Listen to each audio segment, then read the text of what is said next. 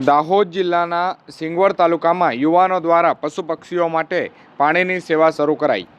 આજ તારીખ 16/5/2026 શનિવારના રોજ બપોરે 2 કલાક સુધીમાં ઉનાળાની કાળઝાળ ગરમી વચ્ચે સિંગવડ તાલુકામાં મુનાવાણી અને સિંગાપુર ગામના જાગૃત યુવાનો દ્વારા પશુ પક્ષીઓ માટે પાણીની સેવા શરૂ કરવામાં આવી છે।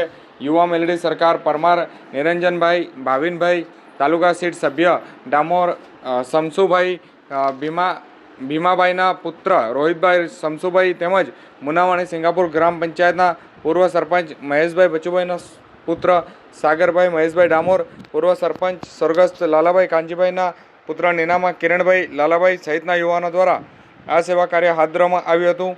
યુવાનો દ્વારા સરજમી વિસ્તારમાં જંગલ વિસ્તારોમાં પશુ પક્ષીઓને પાણી મળી રહે તે માટે કુંડામાં પાણી ભરવાની વ્યવસ્થા કરવામાં આવી હતી। છેલ્લા 7 દિવસથી આ સેવા કાર્ય સતત ચાલુ રાખવામાં આવ્યું છે।